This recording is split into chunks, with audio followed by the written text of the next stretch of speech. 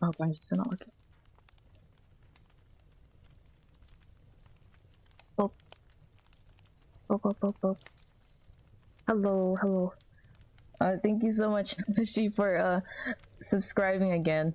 Well, 2 month streak. Thank you so much. Thank you, thank you, thank you. Also, thank you so much for your donation on coffee the other day. Thank you. Thank you so much for the donation. I cried. It really touched my heart. I felt so sad. But I'm really thankful. Thank you so much for the donation, guys. Unfortunately, I haven't been able to like stream. Oh, hopefully it's not that. Actually, is the fireplace too loud? I lowered it a bit. Okay. Hopefully that's okay. Hopefully that's okay. I haven't been streaming for a while because you know, life's just been a lot. You know, life's just been a lot, and I was getting constantly sick. I don't have an inhaler, so I was getting a lot of asthma flare-ups, and then it's like, you know, my throat swells and it's just hard to talk and whatever not. So throughout the stream, if you guys hear me like coughing or clearing my throat or something, just don't mind me. I can't do anything about it for now. Yeah, unfortunately. Looks cozy? Yes. Yes. I used this as a sleep stream like the other day. The other day, I think. It's like a couple days ago. But yeah, I won't be playing any games today. Just been really tired. So we're just gonna gonna hang out. We chillin' and vibing. And I hope you all have had a great Christmas. Yeah, great Christmas. Dang.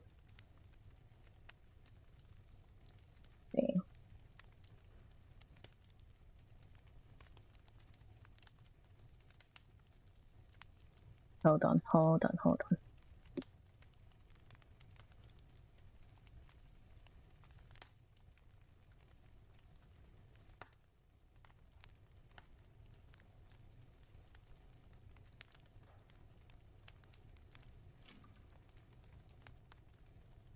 Can you get a new inhaler? Not at the moment, unfortunately. I can't.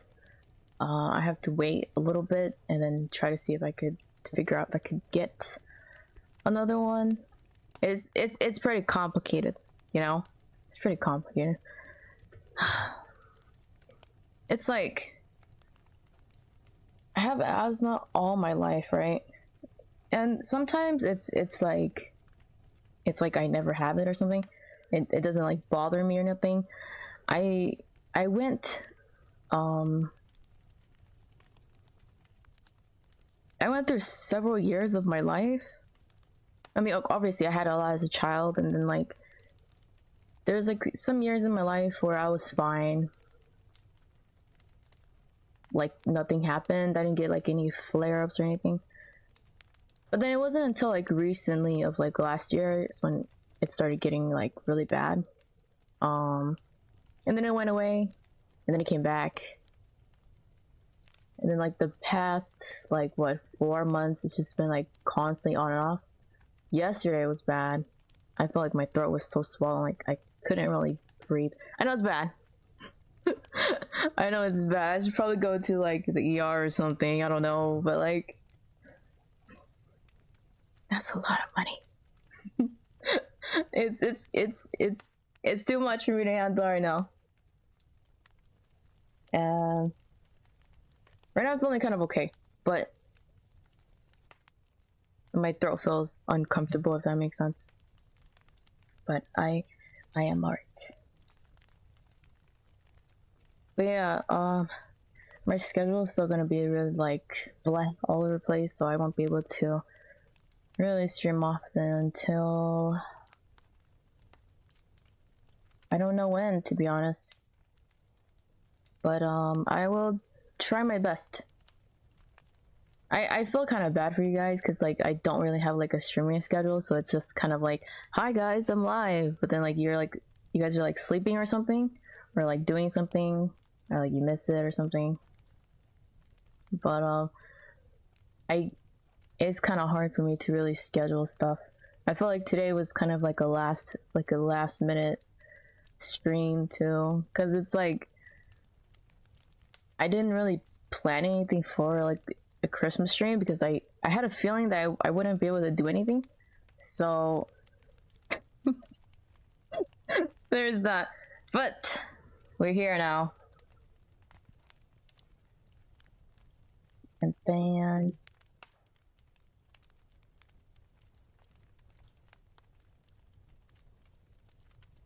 let me just like click this. I'm gonna leave this plain, okay?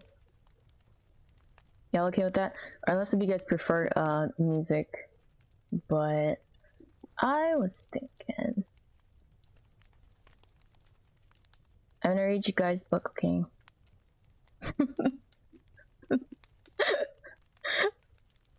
I will read you guys this. Oh my gosh, I think it's been such a long time since I've actually like read a book like this. Hold on, let me see. Yeah, let me see.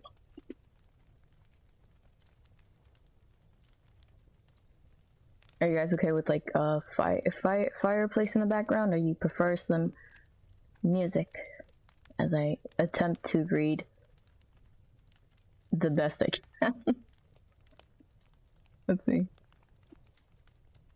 I don't know. Would the music be too distracting? Or actually be good? We'll start this, okay? And then if the fireplace is too distracting, anything's fine. If the fireplace is too distracting, maybe I'll like play a playlist I found.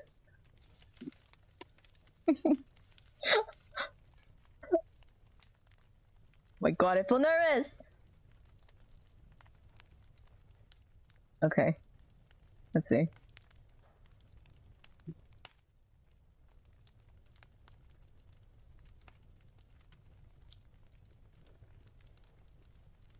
Just give me 1 second, guys.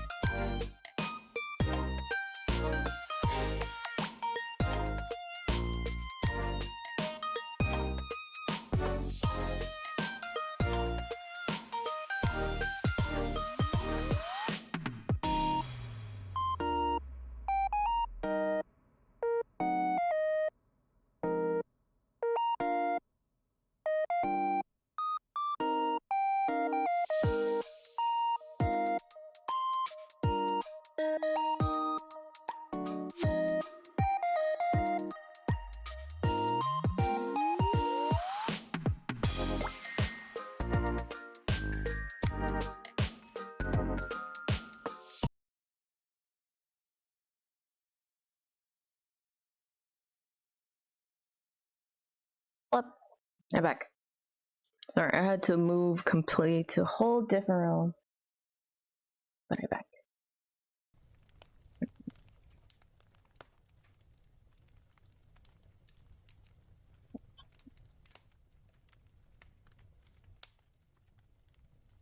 Wait.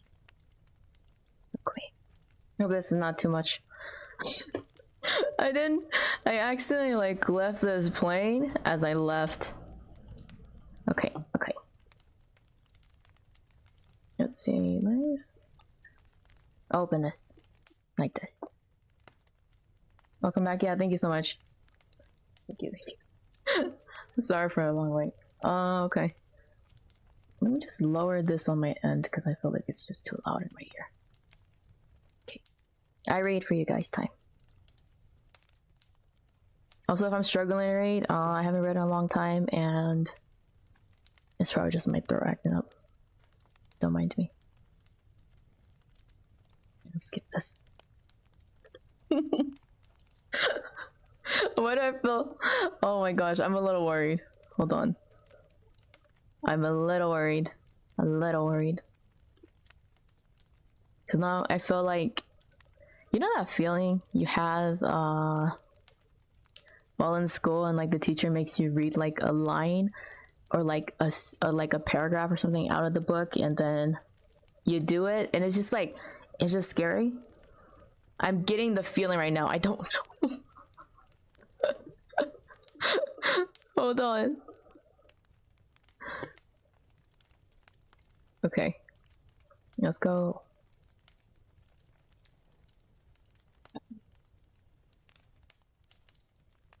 Okay, y'all ready? Let's go, let's go.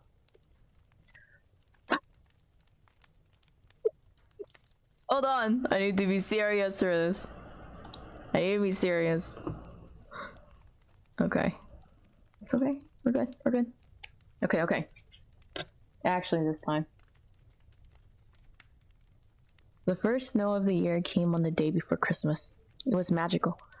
The children at school couldn't wait to go outside to play. Outside to play. But they first had to watch a magician named Professor Hinkle perform. Hinkle? Professor Hinkle? Messy, messy, messy. The professor grumbled as his magic tricks failed again and again. He threw his magic hat in the garbage, but his rabbit, Hocus Pocus, took it out and hopped off with it. I will just skip.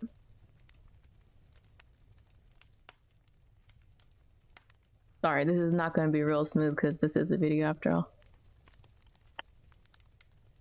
Ring. The bell rang and the school day was over. The children raced outside. A little girl named Karen helped her friends make a snowman. The children gave the snowman a corn cob pipe, a button nose, and 2 eyes made of coal. Now all the snowman needed was a name. How about Frosty? Karen suggested. It was just the perfect name. The children laughed and danced and sang around their new friend, Frosty the Snowman. Whoa.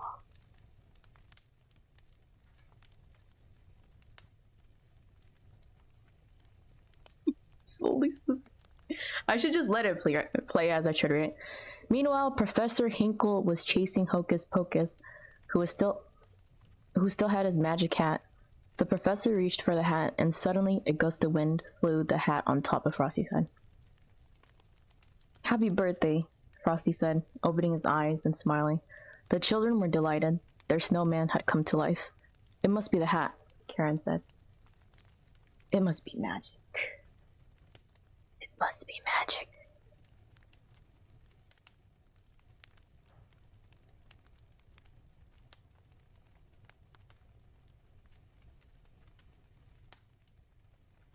Professor Hinkle was amazed. Now he really wanted his hat back. But it made Frosty come to life, Karen said. As the professor snatched the hat off of Frosty's head, he told the children they were just imagining things. It was a crazy gaslighting.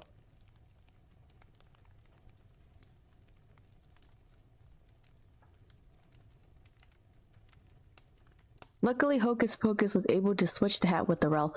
The little rabbit quickly hopped to the children. The hat is back, exclaimed Karen. Let's see if Frosty will come to life again. She placed the hat on Frosty's head. Happy birthday, Frosty said again. This is interesting. I actually don't remember this story. Like actually. Wasn't there a movie on this too? Soon it got warmer outside. Frosty started to melt. Karen knew they had to get Frosty somewhere cold. The children all agreed that Frosty should take the next train to the North Pole. Frosty was very happy. Let's have a parade, he says.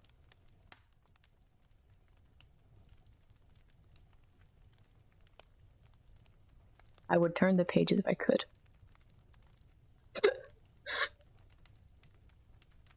At the ticket office, they realized they didn't have enough money for the train ride. Hocus Pocus got an idea. There was a refrigerated boxcar carrying ice cream and cakes to the North Pole. Frosty could ride in there. He got on board. Karen and Hocus Pocus decided to travel with him. Professor Hinkle saw the 3 friends and hid underneath the train. He wanted the hat back.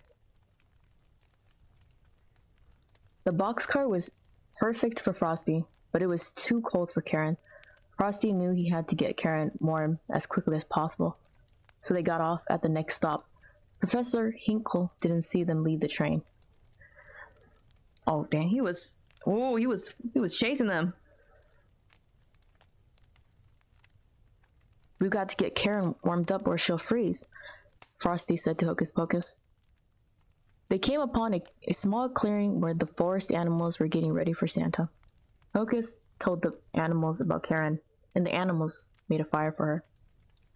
Suddenly, Professor Hinkle appeared. Give me back my hat, he exclaimed. It's been a long time since I see that word actually. I noticed in these types of storybooks they use the word exclaimed a lot. Get off my shoulders, Frosty said to Karen. Frosty was the fastest belly whooper in the world. Karen hopped on and they quickly slid down the hill past Professor Hinkle.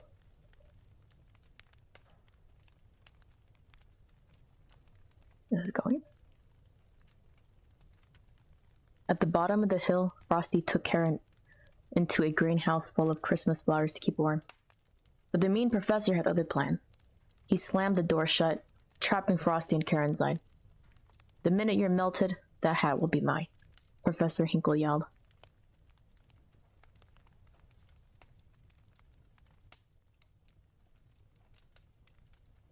At that very moment, Santa was in the woods, talking to Hocus Pocus. The little rabbit told Santa that Karen needed to go home, and Frosty needed to go to the North Pole. He quickly led Santa down to the greenhouse.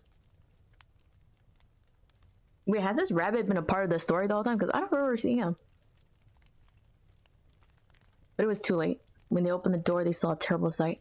Karen was crying next to a large puddle. Frosty had melted.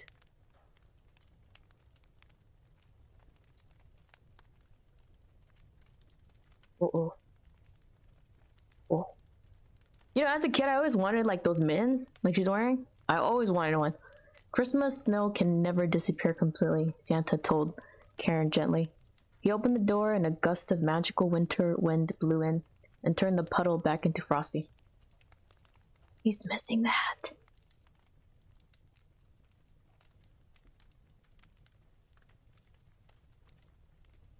Professor Hinkle tried to take the magic hat back, but Santa told him if he did, he would never get any more Christmas presents. Professor Hinkle didn't want that, so he gave Santa the hat. Santa placed the magical hat on Frosty. Happy birthday, Frosty said again. Karen was so happy that Frosty was alive.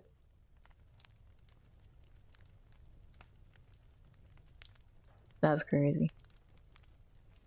Low key though, right? Low key though, Santa could make everything. Like, can't he make another Christmas hat? I mean, like, magic hat? Santa let Frosty and Karen ride on his sleigh. He was going to take Karen home. Frosty would go to Santa to the North Pole, where it was always cold. Karen was sad to say goodbye to Frosty, but he promised to come back. Oh yeah. Sorry. I almost knocked over the mic. Every Christmas, Frosty visited the children, and they had a big parade to celebrate. Happy holidays. Wow. Okay, it's been a while. I didn't think the story would be this short. Because I think I could have, like, remembered, right? The story was a lot longer than this. If I could remember. How long was the movie, actually? Hold on.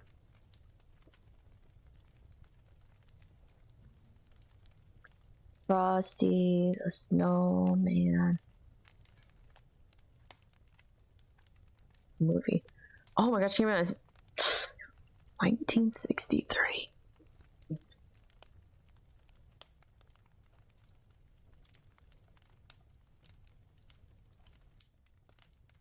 How long was the movie? Wait, the movie is 25 minutes? What?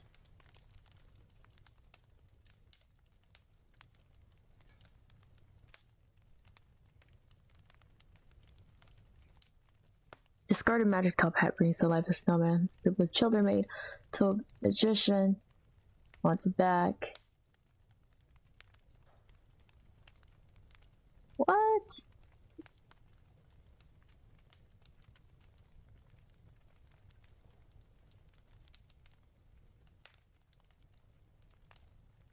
Wait, the movie is only 25 minutes long. That's I don't know. Is that really real? Oh, hello, Yahala. Thank you. I don't know if like you sent that in the chat as I was reading. Oh gosh. Okay. Let's see. Okay. Let me just pause this this wonderful background. I don't know. Okay, after story, right? Let's watch this.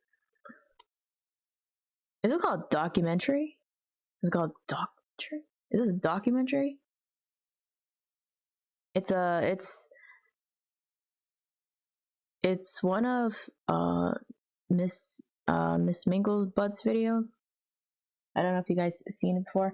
I think she makes pretty good videos. I watched like a few. They're pretty interesting. So I wanted to watch some with you guys. We can watch one.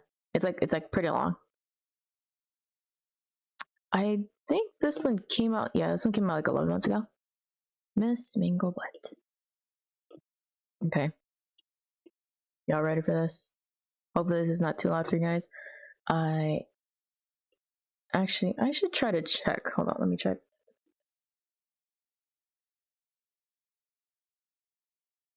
It's not too long. Too loud, I meant. Too loud. I'm just gonna play her talking for like 5 seconds to check the audio. Bacon a mystery, bacon a murder episode. Listen, we have come so far. Welcome to the new year.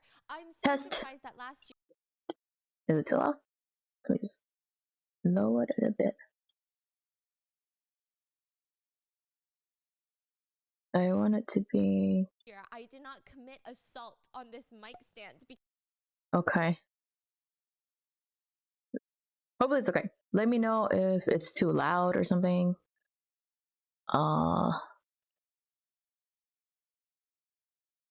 Hopefully it's fine. Because it's really been stressing me out, but I think this is a good method. How do I sound in your ears? Do you like it? Okay.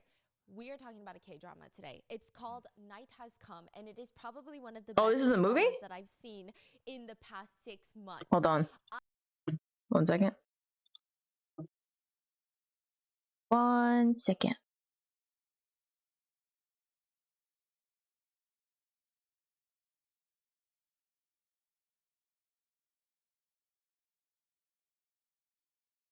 Hold on.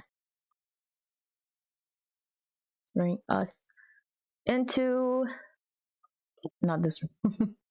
This one. Okay. We're just gonna sit here for a bit, alright? As I try to figure this out. I was gonna watch this one, but I didn't realize that it was gonna be like about a K-drama. I thought she was actually talking about like a mystery thingy majig.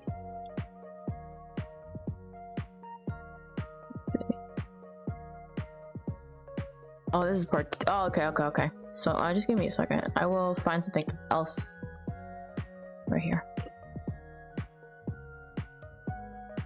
Give me a moment.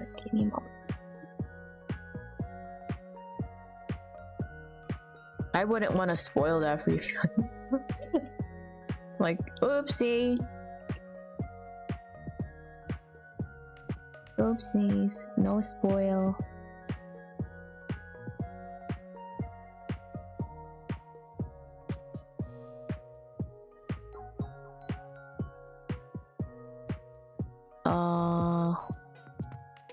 Will this be okay? Maybe this one. Sorry. You're gonna hear and see nothing yet for a second.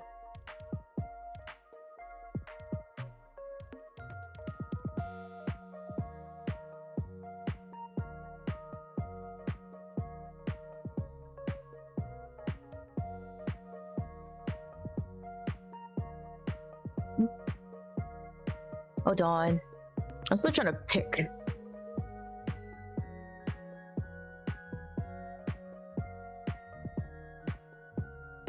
Let me just pick one for us.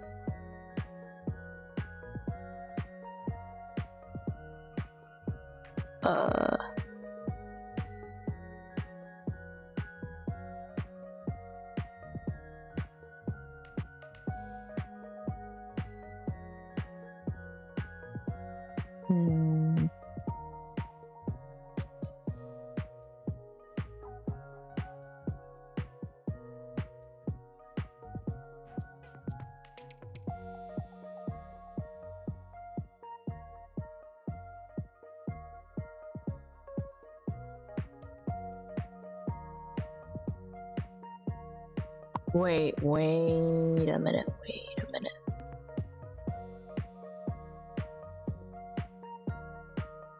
Is this not the right one?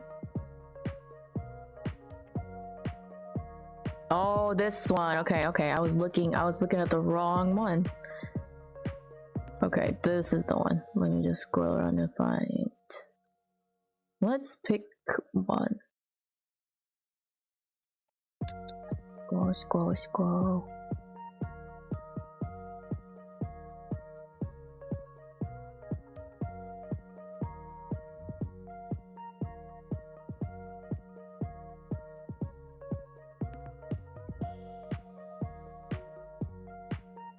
I'm trying to find an interesting one.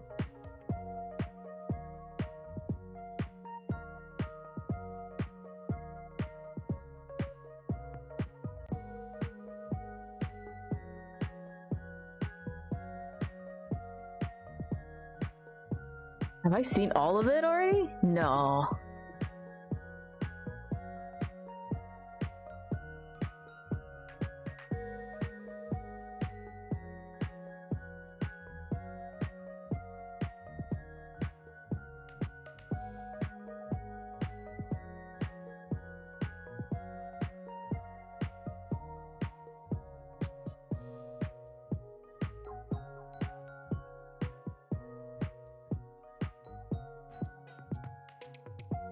Oh.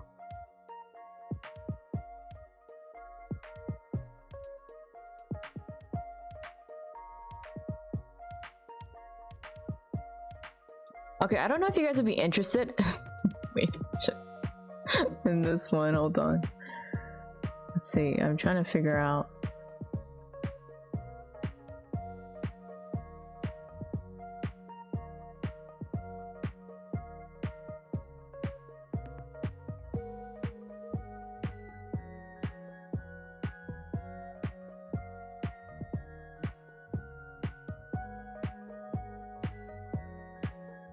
Okay. I don't know if you guys will be interested in this one, but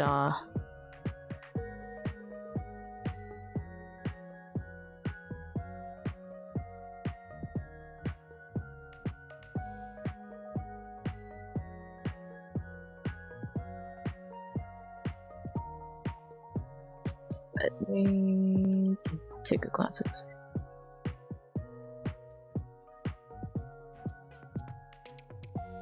No, okay. Nope, not this one.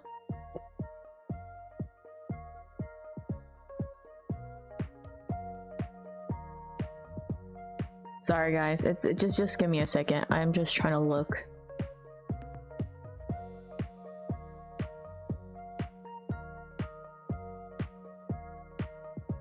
I'm just trying to look for a video over here.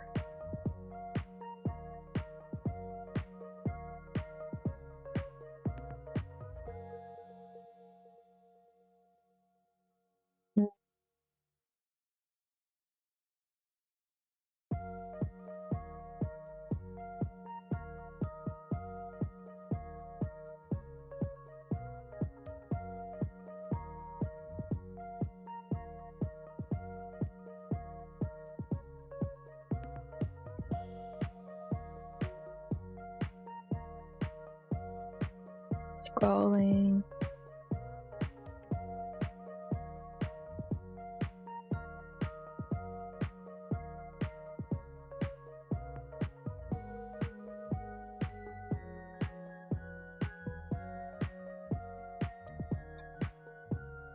Is there more?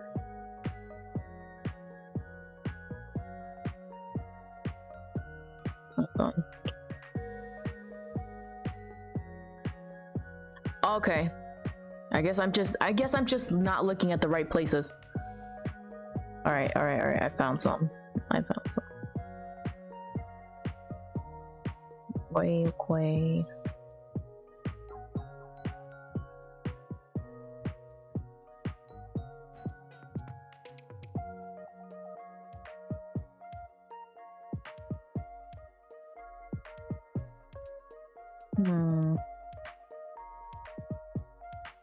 Yes, I'm scrolling now. Sorry, please be patient.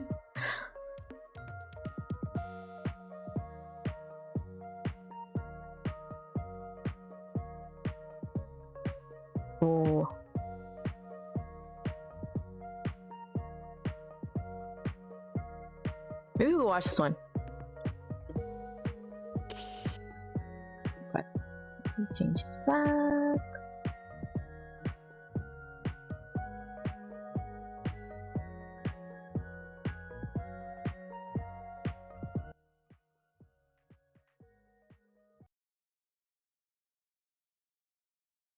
We can watch this one. Okay. It's gonna be interesting, I think. It's got an interesting title. Interesting. His wife vanished on a moving train. Everybody on train is a suspect. Ooh, that's crazy. Okay, this came out like 6 months ago, I think. That's what it said. So let's watch. Bada bing, bada boo. The couple are falling asleep to the ch noise of the train. It's almost hypnotic. This time, they had prioritized their comfort over being financially responsible. They booked the sleeper seats. Money well spent. I mean, their beds are tiny. They each get one right next to each other, but they're still out in the open. It's a 3-level bunk bed system. Yeah, They that's have a crazy row of fancy. people above them and a row of people below them. And their bunks are just out. Anyone passing through the aisle can see anybody that's on any of these bunk beds just falling asleep. But at least they can fully lay. Wait, is that supposed to be fancy? I've never been on a moving train before, and I've never seen a train that has like what beds. Do we even have any trains in America that would ever do something like that? I can't think of any. Down and sleep the entire 11-hour ride back home. Gia, the wife, she shakes her husband awake. Husband Lee, You don't know either. slowly opens his eyes and he checks his phone. It's 1 a.m. I'm gonna use the restroom real quick. Lee nods and he starts pulling the blanket off of him, but his wife stops him. Shh, it's okay, it's okay. I'll be right back. She points down at the elderly people that are underneath them in the bunks below. I mean, if both of them, her and her husband, climb down from the middle bunk, there's a higher chance that the elderly couple are going to wake up. And look at them. They look like they're deep in sleep right now. There's no point in disturbing any of that. It's okay. I have my phone. I'm going to be right back. Lee, the husband, hesitates, but he just watches his wife climb down the bunk bed ladder and rushes off to the restroom. He glances out the window. It's pitch black outside. I mean, they must be crossing through a very rural area because there's no buildings. There's no light coming from outside the window at all. Just the noise of the train on the tracks.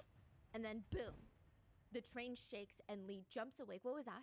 He must have fallen asleep and it must have been some sort of rock that hit the window or something. He rubs his eyes and he checks his phone. It's 1:30 a.m. He looks to his left and his wife is no longer in her bunk bed. It has been 30 minutes since she went off to use the restroom. She should be back by now. His mind starts racing because Hold on a second. Your partner goes to the bathroom, right? You're not concerned that maybe they're taking a little too long. Like I totally understand like if it's like an emergency or something, but you don't check up on them after probably like 20 minutes or so, like just in case, you know, because you are in like a train. It's not like this is like we're at the house or something, you know. I have a bad feeling. I feel like what if she fell off the plane or something? it's weird, right? I mean, I'm sorry, the train. He quickly puts on his shoes, climbs down the bunk bed ladder, walks to the restroom in their carriage, because you know each train has a carriage. Carriage 13. It's empty. She's not in there. His heart starts pacing faster, but it's fine. I mean, calm down. This makes sense. Sometimes if the restroom in the carriage that you're in is busy, you go to the carriage over. So he runs over to carriage 14 and he slams the bathroom door open. It's empty. She's not in there. He does this with carriage 15 and as many restrooms as he can before he feels this intense panic, this tightening in his chest. He runs all the way to the train conductor's cabin and he starts banging on the door. The conductor opens it up, 1:30 a.m. He looks confused, stressed. Please, you have to help me, sir. My wife is missing. The train conductor looks at the husband for what feels like multiple seconds because I think he's just processing what he just said. And then slowly, his lips just turn into a smile. Huh? And he's smiling at husband Lee. What do you mean your wife is missing? That's impossible, sir. Nobody goes Oh, missing on a moving yikes. train. Yikes. I'm worried that somebody pushed her off the train. I'm concerned.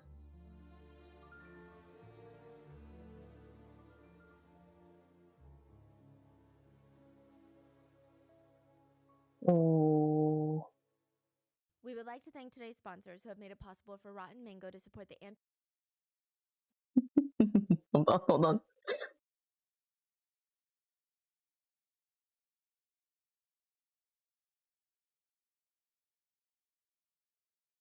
have noticed or felt it if they hadn't made eye contact.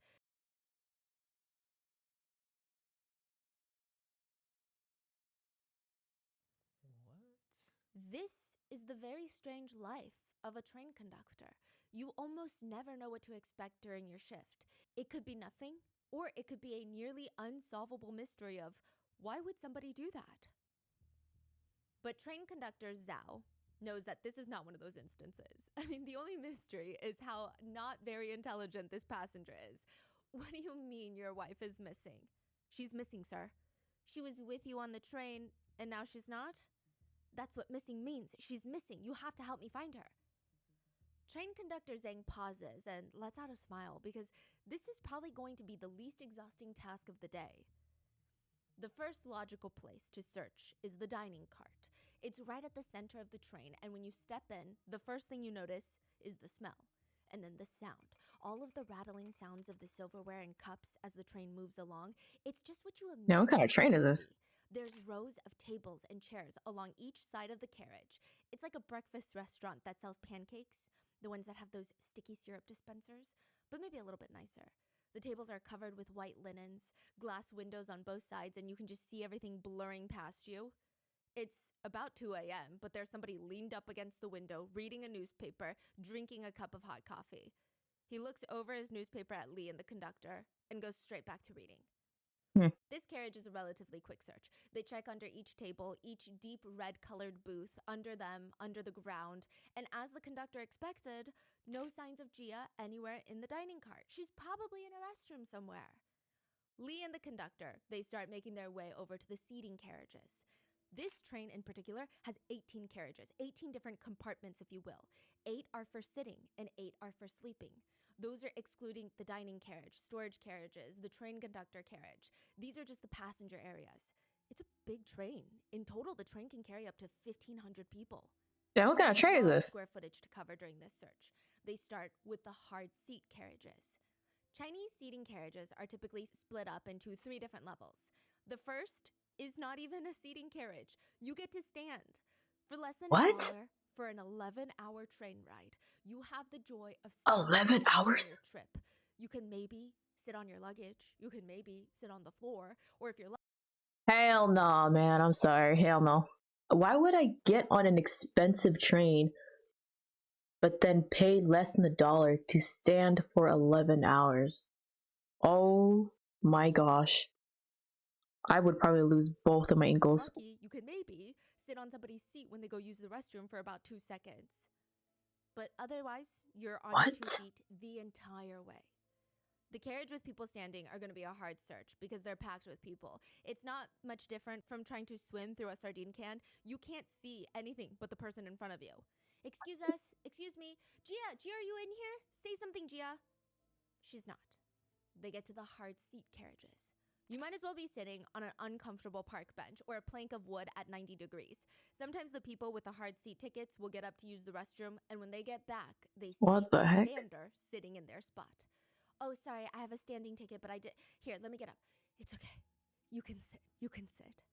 The hard seats are so uncomfortable, they start thinking, maybe I should have gotten a standing ticket. How is standing more comfortable than sitting? They go row by row of the hard seat carriages. Most people are knocked out dead asleep, head leaning up against the stranger next to them. And they don't care. It's 2 a.m. They don't care about social etiquette. They just need to find a nice surface to lay their head down. The conductor is shining his bright flashlight at each of the faces. They're all squinting, using their arm to block the light. Hey, what are you? Sorry, my wife is missing. I'm looking for my wife. Gia? Gia. Then the two head over to the soft seat carriages. There are a bit less people in there. The seats are the ones that you would expect, cushiony, almost like an airplane seat. And as they're going through the aisles of the soft seating Yo, this is a carriages, crazy train. and the longer they can't find Gia, the more the train conductor and husband Lee feel confused. I mean, Gia's disappearance just doesn't even make sense. It's like a weird magic trick. You know how those magicians will make someone disappear on stage? There's no way it makes sense. People don't just disappear, but they're doing it on stage, so it really feels that way, doesn't it? If you just sit in the crowd, you turn your brain off, you have a really good time. The magician can do something that nobody else in the crowd can do. They can do magic. Poof, person here, person gone. But if you start thinking, if you really start thinking, where did they disappear to? You start getting some real answers, and it's never magic. Where the magician will put someone in a box, you can see that they barely fit in there. Box closes up. Magician starts stabbing swords into the box, and it makes you nervous that the person inside is getting stabbed. But then they take out the knives one by one, open the box back up, and the person is fine, unharmed. Usually, it's a false bottom. There's a hidden trapdoor, a compartment underneath them that they hide in, or maybe a trapdoor behind them. Because Oh, yep. I've seen that before. Nobody just disappears on a moving train. There is no such thing as magic. People don't just vanish without a trace. And as they're going carriage by carriage, the conductor is flashing the light into each row, each face to verify that none of them are the missing wife, Gia. Lee, the husband, is glued to his phone. You know What? The whole thing is a little suspicious. Why didn't Lee go to the restroom with his wife? It's 1 a.m. on a train. Wouldn't you want to make sure that your wife gets... What? Your wife is missing. They've been gone for at least 30 minutes. They have not returned from the bathroom in over 30 minutes. And you were sleeping. What? And then you go to the conductor and ask him for help, and he's helping you look for your wife, but you're on your phone? He didn't. I'm sorry, he didn't. It was him. It was him. And even if he didn't escort his wife to the restroom, how could he just fall back asleep? It was He him. couldn't wait 5 minutes for his wife to get back before going back to snoring? He fell asleep and only woke up a full 30 minutes later when the train jerked to the side? Yeah. Interesting. Because the train conductor knows people do not go missing from moving trains, it means that it's more likely a situation where somebody harmed the wife. And statistically speaking, it's always the husband, is it not? Okay, to be fair, it's not always the husband, but there's a good chance that it is. And would this not be the perfect place to commit the perfect crime? Wait till the train is passing a very difficult to search area. No. Perhaps on the edge of a mountainside cliff. When the perfect opportunity comes, you kill your wife, throw her out the door, say she's missing, you've already gotten rid of her body, and any one of the 1,000 people on the train could be a suspect by the time that anyone realizes that your wife is truly missing and this is an emergency situation. By that point, the train would be very far from her body. It would be such a puzzling mystery, and you would be the sad, confused husband. Did he do that? Never gets closure. It's almost too perfect. Or if that's too risky, maybe he hid his wife's body. Perhaps the hiding locations on the train that come to mind first are the most dangerous ones. Underneath the train, or on top of the train. Or How would you do that, though? storage carriage, hiding amongst the cargo.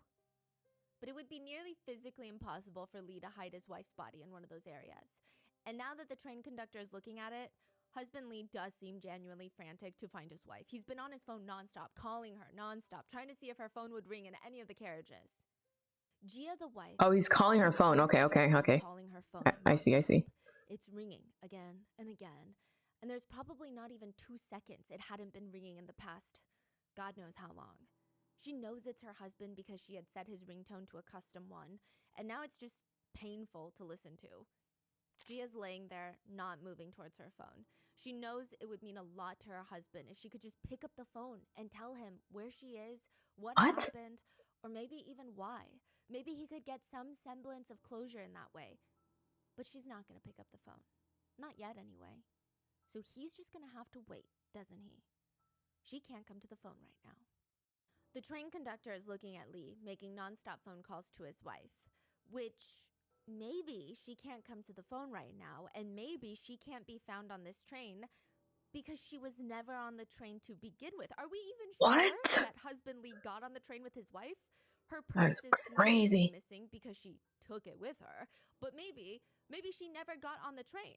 That seems like a logical explanation to all of this than vanishing on a moving train.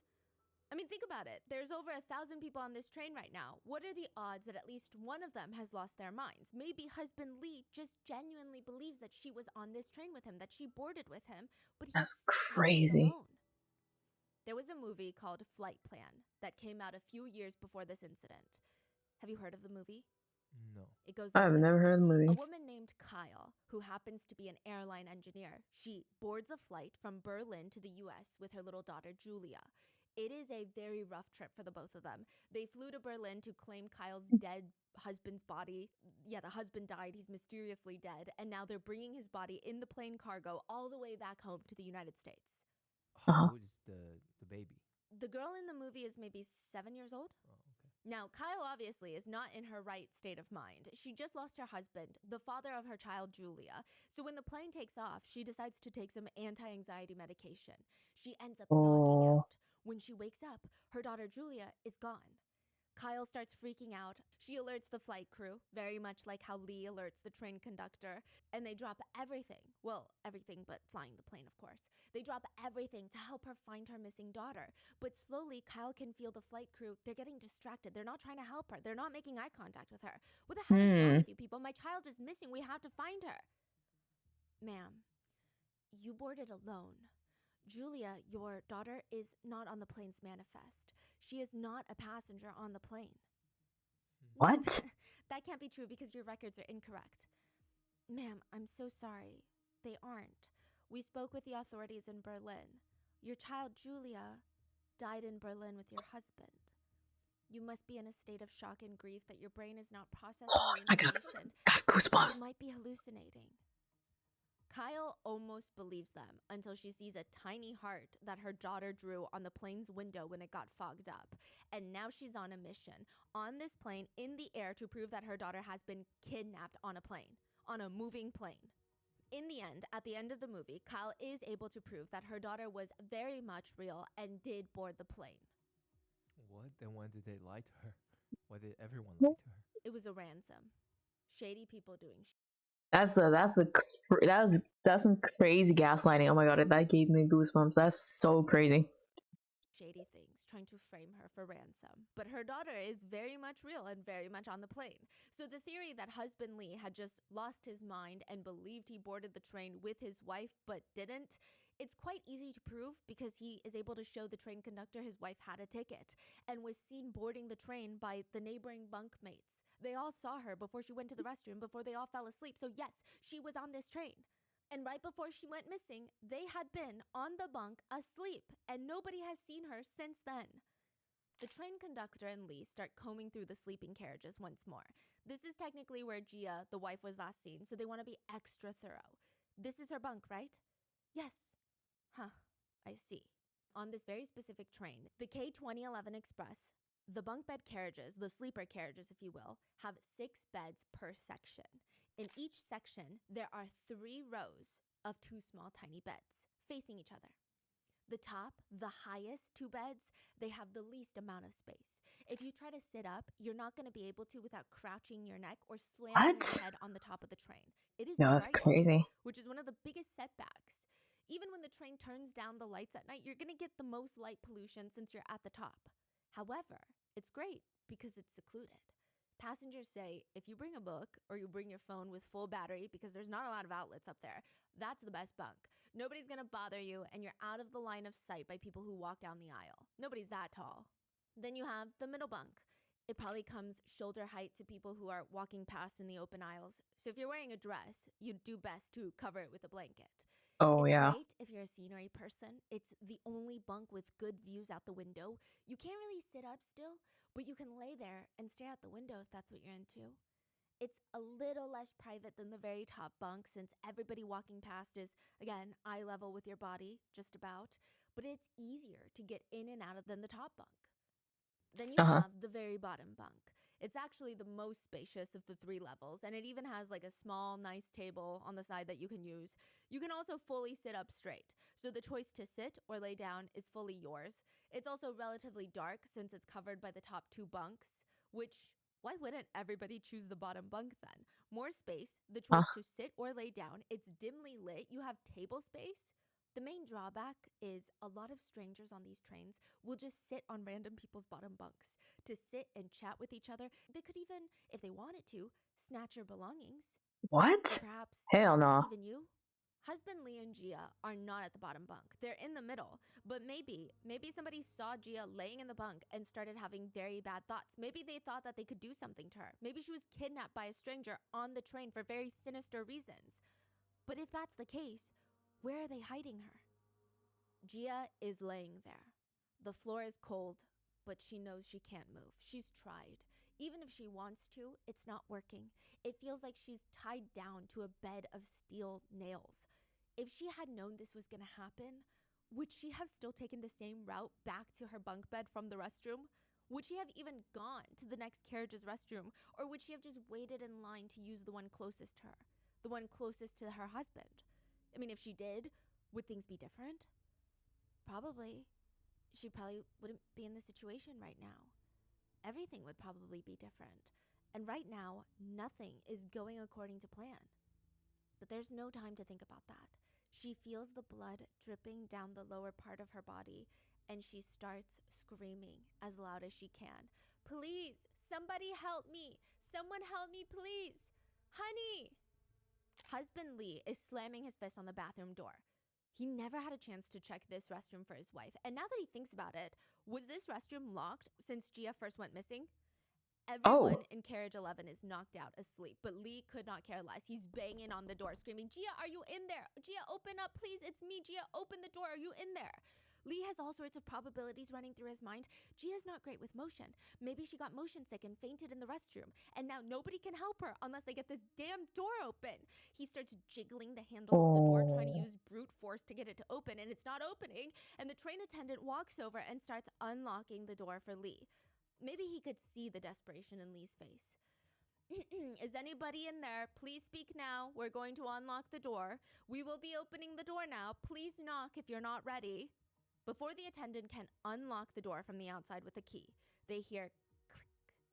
Someone is inside the restroom. They're unlocking the door. The door creaks open just a crack, and a middle-aged man, squeezes past the door and closes it behind him. As he walks away, he does not break eye contact with Lee. He just smirks as What he the? Hell no. Hell no. 1 second, guys.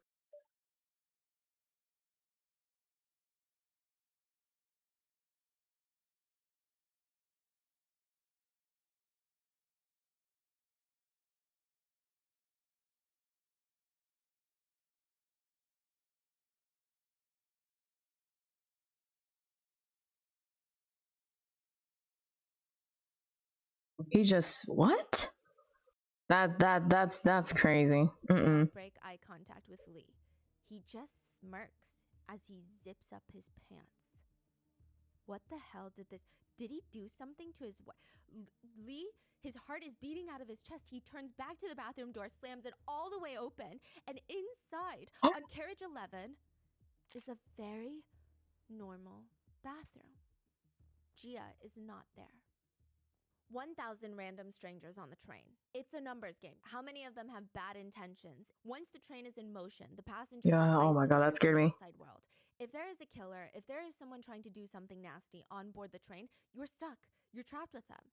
And the scariest part is you don't even know who that would be. Adding to the confusing mystery is to harm Gia, to get rid of her body from the moving train, or to hide her body so thoroughly that the train conductor cannot find her. It would require some preparations, some planning. This does not seem like it would be a very easy. Okay, so I also kind of think, right, someone might have pushed her off the train, or on her way back from the bathroom, maybe she got lost. Like I don't know how to explain it. Maybe the lights were off because she left at like what, really late at night. And if they turn off the lights, right? What if she got lost and like she was walking back and she opened the wrong door and fell out the train? Random crime to commit. She's not exactly a prime target either. She's a 44-year-old mother who is traveling with her husband, works as a manager for a toothpaste company. It's not like they're very wealthy and have a lot of money for ransom or a lot of things to be stolen from. She's beautiful, don't get me wrong. She does very well in her field, but she's not in a position where she's creating enemies. They live very normal, average lives. So if Gia is nowhere on the train, her husband didn't do this to her, likely a stranger didn't do this to her, maybe Gia did this to herself. Hypothetically speaking, if Why one wants to though? disappear and vanish without a trace so that nobody comes looking for them, a moving train would be a really good choice. If Gia were to vanish at work one day, everybody would be out in her hometown in the city searching for her. Neighboring cities would be on the lookout. Her case might even go viral on social media. But if she vanishes on a train, it would be such an unsolvable case that people would not be actively searching for her face in a sea of people out and about in everyday city life. They might look for her in the mountainside where she was last seen. And the steps to faking one's disappearance are very straightforward. They're pretty easy. It's uncomplicated. Is it First though? step, don't get caught.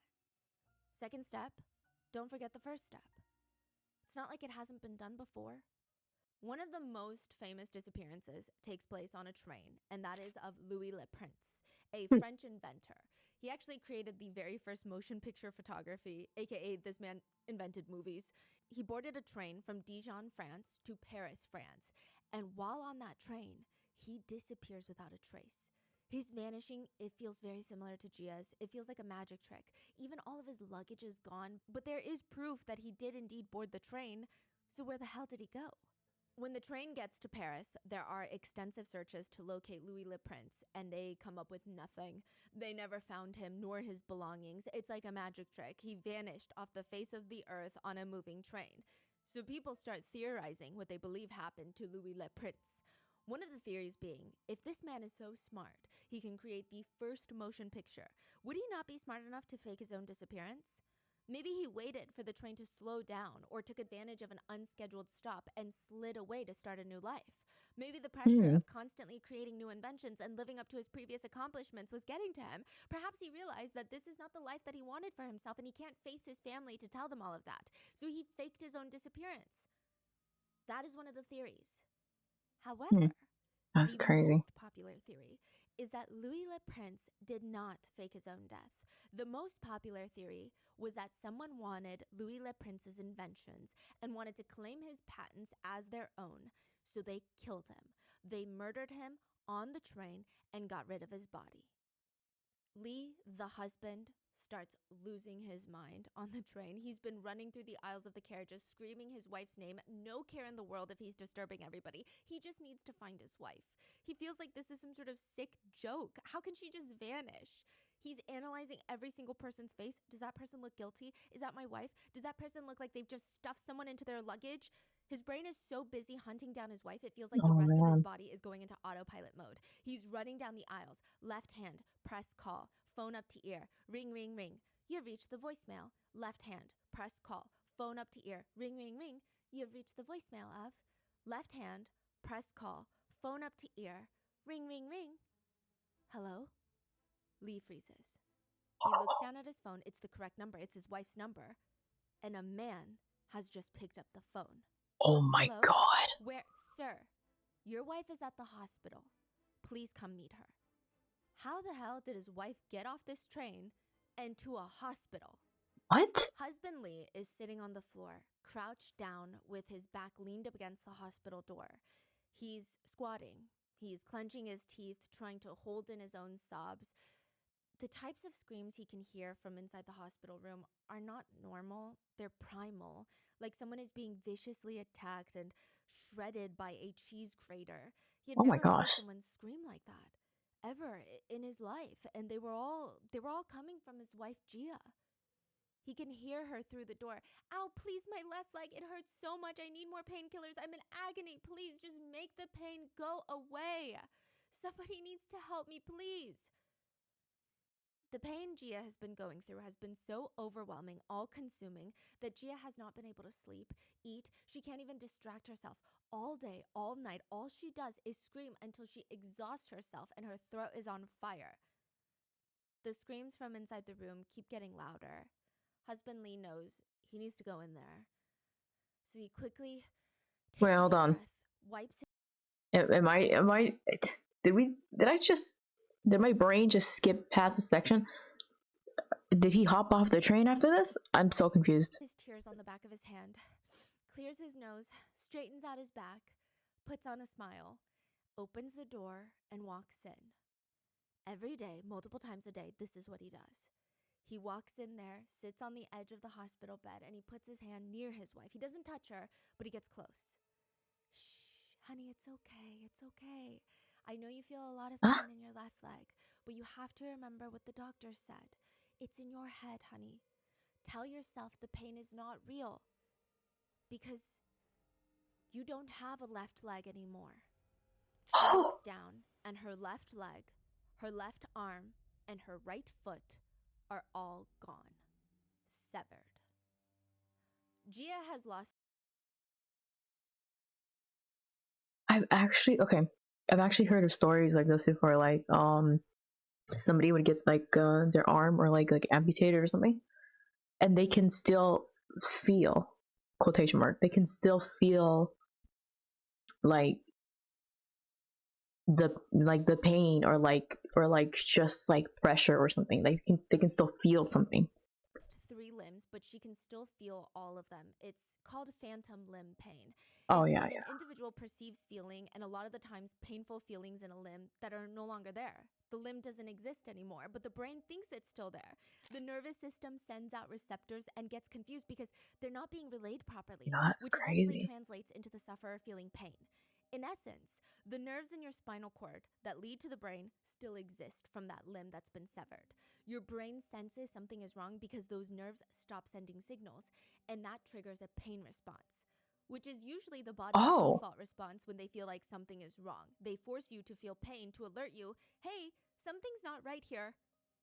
The brain is a very powerful organ. yo, Think of it that's like this. You crazy. have a best friend that you have spoken to every single day of your entire life, every second of every day. You've spent every single waking moment with them, and then one day they suddenly ghost you.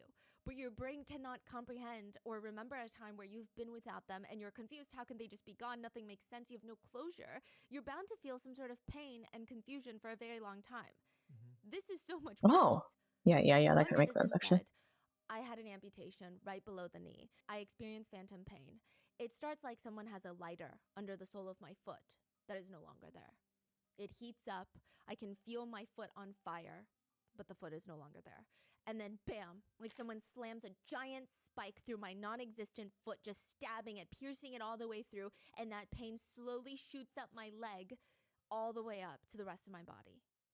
Another netizen Yo, that said, is early crazy. on, my phantom pain felt like my foot was being crushed by a metal bar across the top of my foot and being electrocuted all at the same time. But the foot didn't exist anymore. Another netizen writes, I feel like my foot is being crushed, constantly electrocuted, stabbed with a dull knife, and any other pain that you can imagine. There's also the weird sensations that aren't necessarily painful, but it drives you crazy. Itching. You want to itch your foot so bad, but when you go down to itch and relieve some of that, it's not there, but it keeps Oh my itching. god. Another one that drives you crazy is I feel like I'm dipping my foot into a cold lake. It's so cold, I'm getting frostbite on my toes, but my foot is not there. As for Gia, she said, the first attack of phantom limb pain made me scream so loud until I couldn't scream anymore. Oh Lee my did not gosh. want to ask his wife too much about what happened, so he tried to get bits and pieces from the investigators, the ones that first found Gia and came to the scene. When they got out there, they didn't honestly know what they were looking at. What? They told Lee, we thought, is this a woman? A man? It has to be a person though, right? We had no clue. The investigator said it was difficult to even tell if it was a person, actually. It was just a What? pile of blood and limbs, like a bloody blob.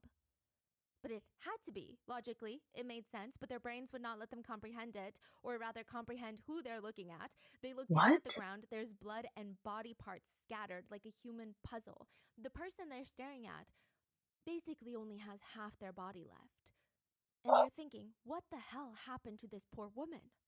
Who did this to her? There's something called melanoheliophobia. I don't know if I'm saying that correctly, but it is the fear of black holes, like the ones in space. The fear of objects with such extreme mass and gravity that it consumes even light itself. Just visually speaking, people say that looking into a black hole, even just the photos, right, because that's all we have, Mm-hmm. is terrifying. To know that once you get sucked into the black hole, you become spaghetti. Spaghettification, that's what they say. You fall into a black hole, it compresses your body down from the top to the toe and then stretches you at the same time, and it turns you into literal human spaghetti. What? That's probably why a lot of people have a intense fear, intense emotions when they stare into a black hole. Is that real? And the investigators for the train company are huddled together in a circle, bent over, staring straight into the black hole. Impossible. I mean, how can such a... I can't even believe it. In the middle of carriage 14, there is a black hole. What? Well, okay, not really. You know those trash cans where you press down and the sides will push down, letting you throw the garbage in with your hand? You fell in a Unless garbage someone hole? steps on this particular spot of the carriage, the floor, the hole does not open up. It's almost like a false bottom, a magic trick. And they've taken off the compartment doors, and there is a hole, a gaping hole on the floor of carriage 14. On Gia's way back from the restroom that night, she made sure to keep both feet planted on the ground. Just normal train etiquette, common sense, just in case the train makes a sharp turn that she's not going to end up in somebody else's bunk. But as she's walking back through carriage 14, ready to walk back into carriage 13 where her husband is, the floor underneath her just disappears. A tile of the floor swings open briefly, opening up, and in the blink of an eye, sucks her down into a black hole. She drops down onto the railroad tracks, and she is swallowed by the bottom of the train. Oh my Instantly god. for Gia, everything goes black, and then the pain hits. She can almost feel each wheel going through her body. Oh These my are pulled god. from her court statements. They're just running over her. She said the pain is so intense that she cannot stop screaming, but nobody can hear a thing. She can't even hear her own screams. The train's roaring and the friction sound of the wheels in the railroad track are so loud, it's deafening. Then she loses consciousness. Gia would be run over by 20 train carriages going at 40 miles per hour. Oh my god, that is By crazy. the time that the 20. train she was on had sped off, she looked like she had been chewed up and then spit out. When she woke back up, she was somehow somewhat alive. She said that she just laid there, staring up at the night sky. There wasn't a single star up in there. Everything was pitch black, and Gia was left for dead. If someone on the train had seen her walking down the aisle 1 second, gone the next, they might have thought it's like one of those magic tricks with a trap door, a false bottom. And people say, when things are in motion, they stay in motion. To give What do you you some mean? context, when things in motion are moving, they have more force than things that are still. If you calmly walk up to a ball, a basketball, and it's stationary, sitting on a table, and you bump your head against it, it's likely going to be unpleasant. It's not going to kill you. You probably won't even have a bump on your head. Now, if that same ball is thrown off the penthouse unit of a 98th floor apartment and it What? hits you on the head, you might be hospitalized. Things in Oh, motion have a lot okay. of force. Yeah. The train that Lee and Gia were on weighs 2,000 tons, about the weight of 200 giant elephants. But now What? it's going 45 miles per hour and ramming straight into Gia. The impact of the injury something like that would cause, it's more comparable to 3,100 elephants running over her.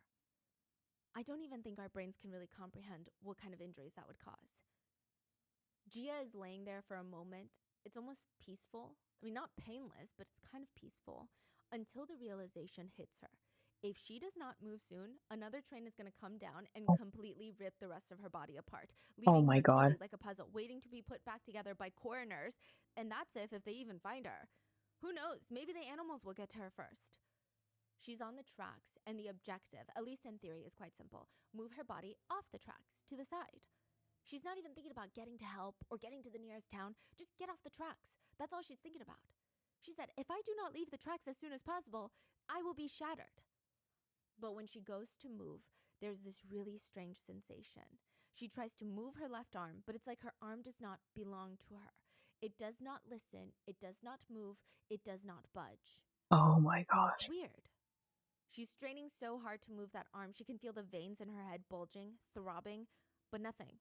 Nothing is moving. All she can do is sit on the cold railroad tracks that are digging into her back and smell that awful metallic scent. At first, she thought that metallic scent was likely the rusted railroad tracks, but she realizes soon enough it's the scent of her blood.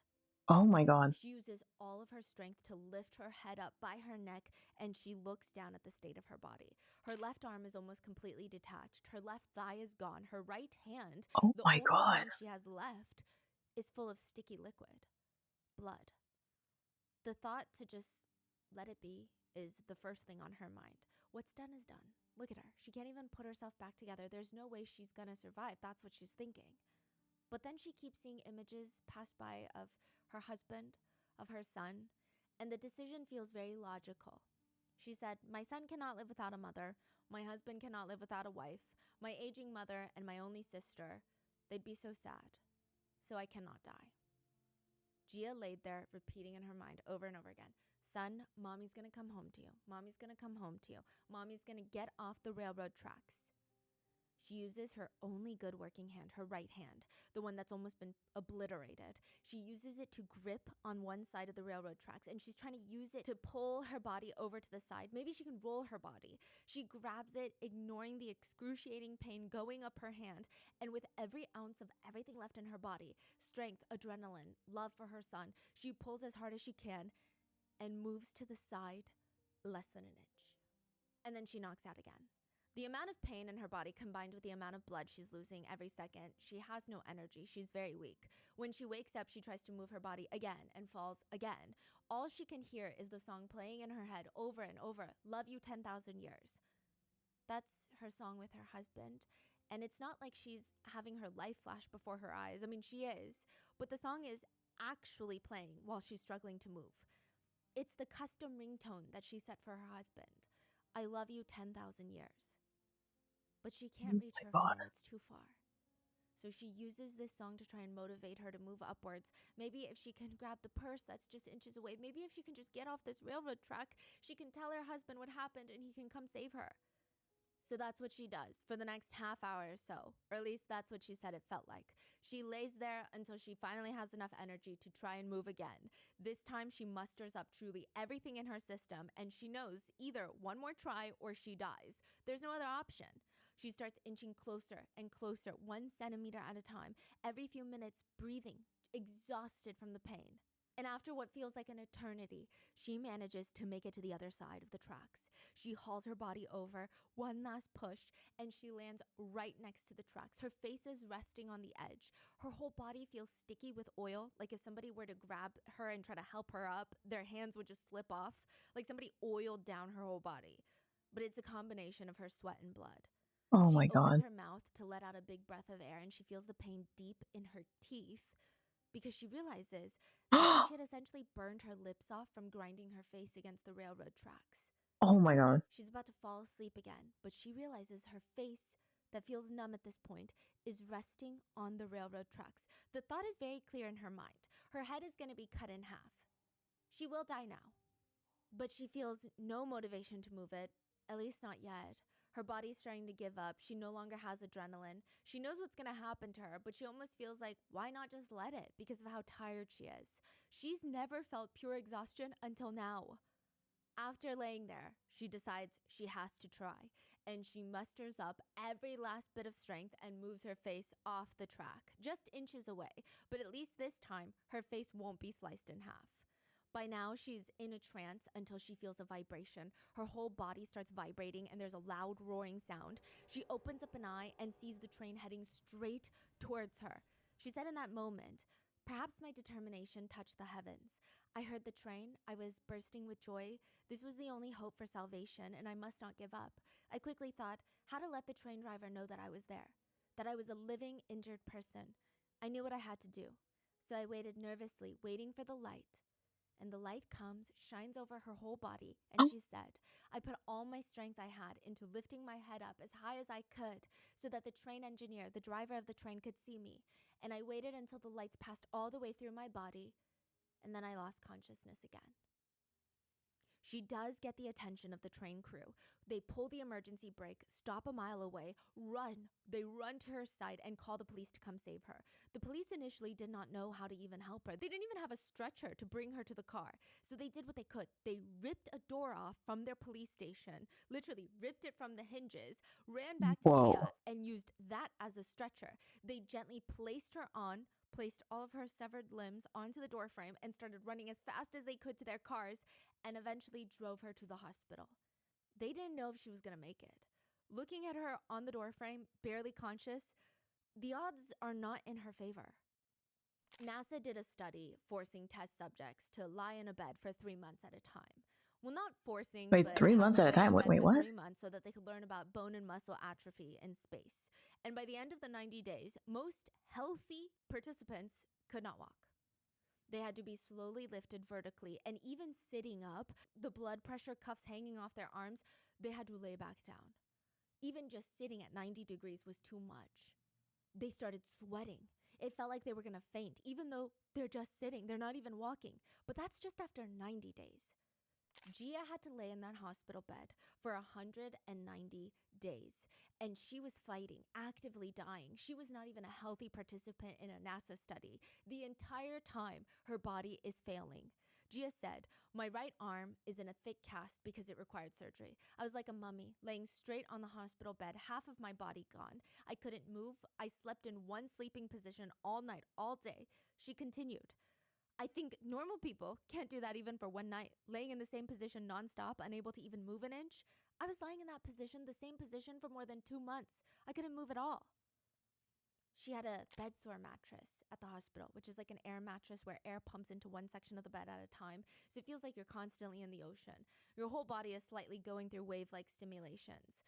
It helps relieve pressure on just the same part of your body, which prevents bed sores. But every wave, every air compression made Gia scream in agony. She said it felt like, after being run over 20 carriages of an industrial train, it was painful, but it was nothing compared to this, the recovery. Even her right hand, her only hand that she had left, it was skinned raw. They had major injuries. She couldn't touch a single thing. Every time the nurses came in to take care of Gia and replace her bandages, she said she was in so much pain. Even the breathing on her skin would make her scream. This raw, hoarse, guttural scream would escape her body, and the nurses would be terrified of Gia. They didn't even want to make eye contact with her. Gia said that's how everybody was. Everybody was terrified of her. Nobody wanted to make eye contact with her. And the list of injuries, I think if we were to go in depth, we would spend 40 minutes here. In summary, her left arm was completely gone. Her left leg by the hip bone had been completely gone. Her right arm, her only remaining arm, almost had to be amputated. They had to save it because her shoulder was shattered in so many places. Her right leg was amputated below the knee.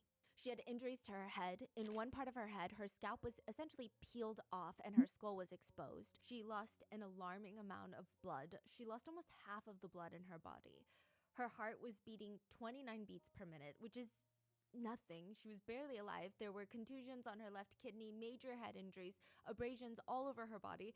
Those are just some of the major injuries. There were thousands of minor injuries all listed, making her medical chart one of the longer ones that the doctors had ever seen at the local hospital. Every day, the doctors had to go in there and cut dead flesh off of her, flesh that had turned completely black, and some parts were even starting to have maggots crawling about. Every day, they would cut it off with a pair of scissors. Gia felt like she had already lost so much of herself. And there they are, taking more bits and pieces of her every single day. Which, speaking of, at one point, she needed a skin graft, but the only healthy, or somewhat healthy skin she had left on her entire body was her right thigh. So they took the skin off of that. Obviously, they did this for Gia. It was what her body needed. But just the psychological meaning was not lost. Oh my gosh. Gia was ripped apart again. Gia said that she would look in the mirror and feel so detached from the person staring back at her. Her whole body was swollen. There were cuts and bandages all over. Only her eyes were peeking out from the blood-stained white bandages wrapped around her face like a mummy. She said that she couldn't bear to even look at herself. She said, and I quote, "When I looked in the mirror, I saw a monster." And even if that's how Gia felt in that moment, she obviously is not a monster. She's a survivor. The real monsters that people believe are the train company, the one that operated the train that she was on when this whole incident took place. I mean, truly, at first, nobody even believed that Gia had fallen through a hole on the train floor. There must be some sort of misunderstanding. Maybe she fell off the train door. In the connecting part of the carriages, maybe the door was open a little bit and she fell through, or maybe she leaned up against the door because she lost her balance, it swung open and she fell out. When the investigators first arrived at the train tracks, the police, Gia had already lost a ton of blood and was on the verge of death, but she told them, "I fell through the center aisle of the train carriage, through the floor." What? How is that possible? Look, please look. I had to get off the railroad tracks myself. If you look, my hands and legs, they're in the middle of the railroad tracks. I didn't cut them off myself and throw them there. Please, you have to pay attention to the scene. Remember everything. My body parts that are separated are laying in the middle of the railroad tracks, and I'm laying on the side of the tracks. Please, you have to protect the crime scene so that you can testify for me later. Please. Eventually, Gia would file a lawsuit against the train company, Oh, and they tried to brush it off. They stated during the oh, thank you so much for the follow. Thank you so much for the follow. We are, yeah, hello, hello, hello. Hello, hello. We're watching Miss Mingo Butt video. I think this is her Rotten Mingo channel. Hope you're doing great. Yeah, thank you. Doing great. How are you doing? I was watching you since 10 minutes. Oh yeah. Thank you so much for the follow. Thank you so much for the pre-departure follow. inspections, the conductor and the train team did routine checks of the entire train, front to back, Oh, back you're to fine. front, That's good. center, everywhere. There was nothing amiss, so it must not be their fault. But something's not adding up. Again, I am. Wait. Did I not?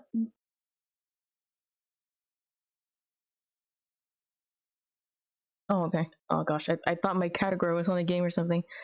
But hmm,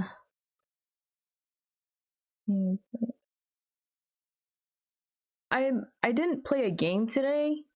We're just kind of chilling because I'm kind of tired. Um, maybe next stream I'll play a game.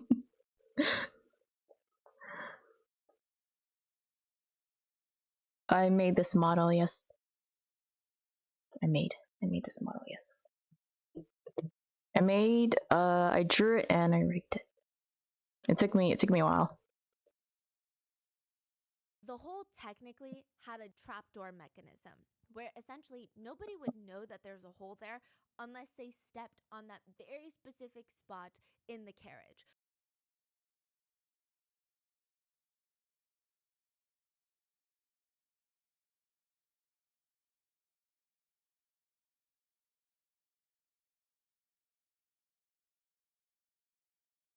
Personally, I'm an artist and animator. Oh, that's really cool. That's really cool. I've never tried before, but I think it would be something interesting to learn in the future. So when Gia's husband is looking for her, there's no hole. There's no hole until someone steps on it. But what would be the purpose of installing a trap door like that on the middle of a carriage floor? There would be no sense. Why would they do that? Why would the train company even do something like that? Well, they didn't intentionally do it. The train company basically took an old green train.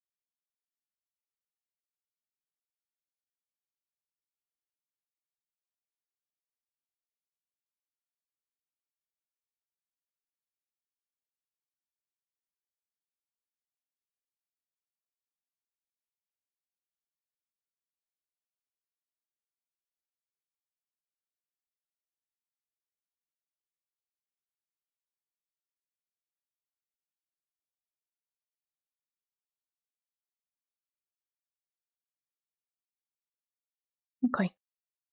Sorry about that, guys. Let's continue. And refurbished it on the inside. They kept most of the original body, just ripped out all the insides and kept the outside structure. This specific train itself was a rainbow train. It was green, pink, yellow. All the carriages were different colors because they were pieced together from random old trains that they had picked out and strung them along. And for that reason, the company had to install air conditioning onto the carriages that did not have an AC system.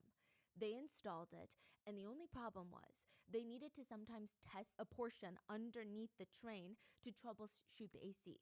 But instead of running wires out from out the window, out the door of the train, they thought, let's just create a hole at the bottom of the train that leads directly to the port that we need to access for the AC, and Wait, then what? cover it with a Wait, why would you create a hole in the middle of the ground though? In the middle of the cart? That's such a dangerous hazard, to be bolted honest. system that nobody can fall through. It just makes the most sense. It was supposed to have a port cover that was foolproof, but clearly it was moved. It was tilted to the side, so anytime you stepped on it, it would just open up. So clearly it was not working. And I don't think that there's any way to look at this and not believe that this is the train company's fault. I don't think anyone would even argue that. Imagine being on a plane and the floor just gives out and you fall from the sky. How could someone argue that it's not the airline or the plane manufacturer's fault? In the lawsuit, Gia filed for compensation, $1.5 million, Ooh. which is nothing. I don't think anyone would go through what she went through for $1.5 million. The mental, emotional, physical trauma, the loss of future income. The compensation was supposed to cover medical expenses, disability compensation, employment of caregivers, prosthetics costs, nutritional costs, food subsidies, changing of disability-friendly housing, rehabilitation care, nursing costs, transportation costs, therapy costs, and compensation for moral damages. The railroad company said, your ask is ridiculous. It is What? unreasonable. The compensation you're asking for is sky high. It's never been done before. Even when Gia came into the courtroom, Okay. Why would they say that? I mean, look. She literally lost half of her life. Like, what do you mean? What do you mean? That's crazy. in a What? wheelchair, she showed the court the parts of her body where her limbs were severed off. And it's like nobody wanted to look at her. They couldn't even make eye contact with her. The air just felt frozen. In the end, the court rejected Gia's request for $1.5 million in compensation. At first, they awarded her just $110,000. They later amended that and gave her $190,000. And to add insult to injury, the train company's motto is, "The greatest enemy of accidents is a sense of responsibility." What? Yet they refused to be responsible for what they did. Nearly What does that even mean? What? That is crazy. Oh my gosh. $200,000. That's it. That's all Gia got. She said physically, she felt as if for months in recovery, almost at least fully a year, really, she felt like she was being tortured nonstop, like the ancient times. Those types of torture tactics, that's what she felt. That's just the physical. Psychologically, the damage was immeasurable. Both Gia and her husband Lee, they had a very hard time adjusting afterwards, which is completely understandable. Their lives changed overnight. The abruptness is what they really struggled with. Lee said he just couldn't understand how his wife had been so healthy a few hours ago, and now she's not. Now she can't brush her hair, get dressed. She can't even support the weight of her own body. She can't use the restroom when she wants. Do you know how frustrating that is? She said, "My life has changed drastically. I cannot take care of my own life. I have to ask for help for everything. I have no way of getting up, lying down by myself, going to the toilet by myself, washing my face, brushing my teeth, taking a bath by myself, eating by myself. If someone leaves a cup of milk on the dining room table for me, just a little further away from where I sit, if I put out my hand and try to grab that glass of milk, and I want to grab it and drag it in front of me, but if I don't lift my hand well enough, or if my hand grip is not strong enough, or if I can't drag it towards me, then the glass of milk will tip over and the milk will spill on the table, on my wheelchair, onto my pants, and flow onto the floor, and I can't even clean it up. If I want to read a book, but the Oh. book is placed on my bedside out of reach, I cannot read. Piece after piece, failure after failure, I have incomparable frustration. I stay in the house all day long. More than 9 months straight, I did not get a day of sunshine. For more than 9 months straight, I lived in a contained area less than 300 square feet. I feel like a prisoner in a cage without a cage. I thought of self-exiting, but I couldn't even physically do it. Oh After man. 190 days of being in the hospital, Gia was discharged. but she would still need to go through extensive rehabilitation to adjust to her new life, to adjust to her prosthetics. Which, by the way, when she went to the prosthetic center in Shanghai, they didn't even know how to help her. They had never seen this level of injuries. But she didn't give up. She said, I left home standing up. I must go home standing up. I must appear. 1 second, guys.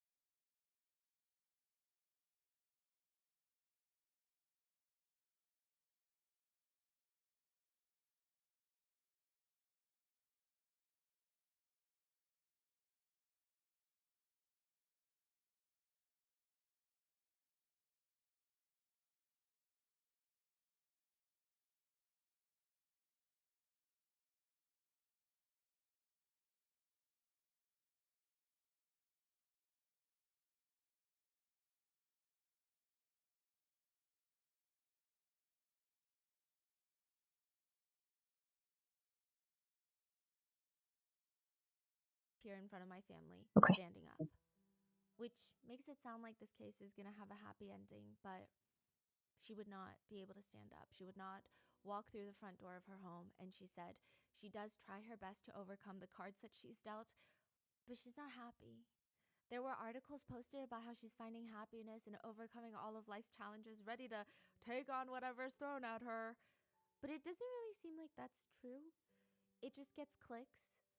But the truth is, Gia said, I have a mixture of happiness and sadness.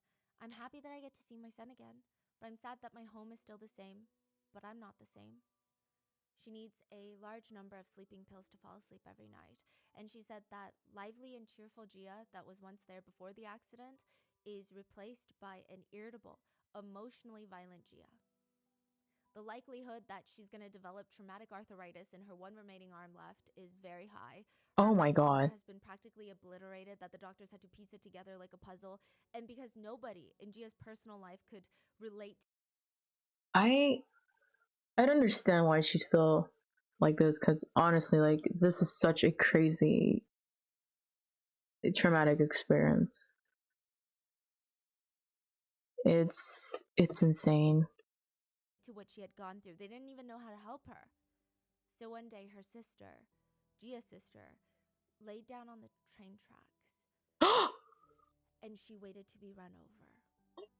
She said she just wanted to understand what Gia had gone through because she was going crazy not being able to help. Everything she thought was helping wasn't helping.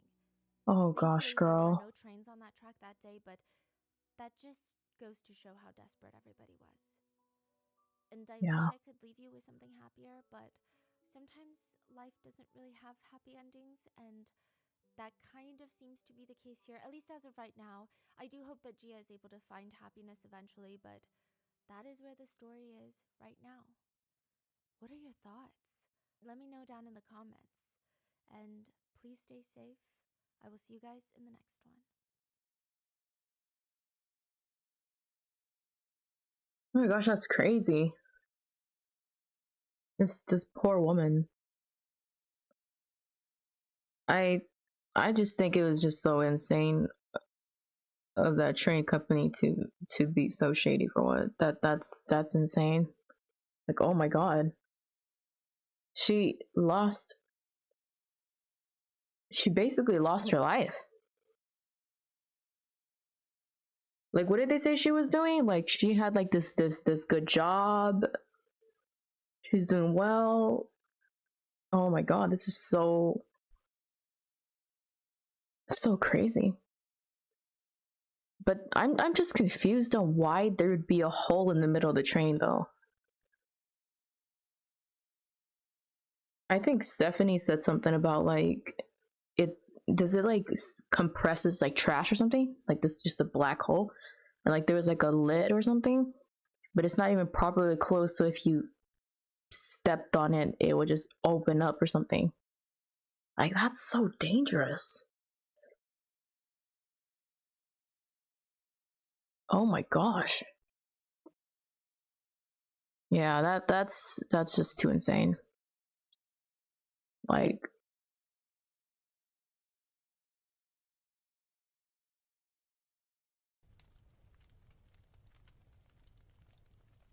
whoa man. I thought I didn't expect that to happen. I thought this was gonna be like a crazy like missing persons case, but holy damn, it is. It is, but still, that was just a lot. Um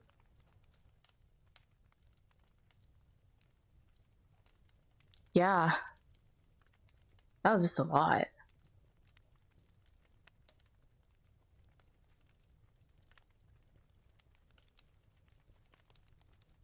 Like just the way Stephanie was like explaining what she said she felt. That's just insane. Like, how do I say this?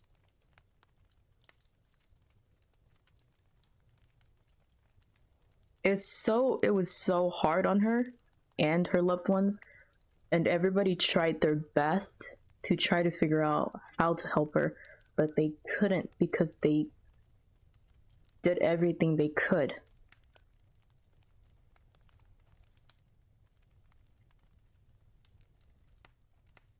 I don't even know like how old this story is and whatnot, but I hope she got better.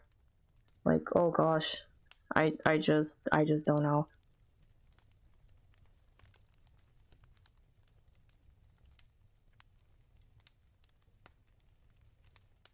Okay guys.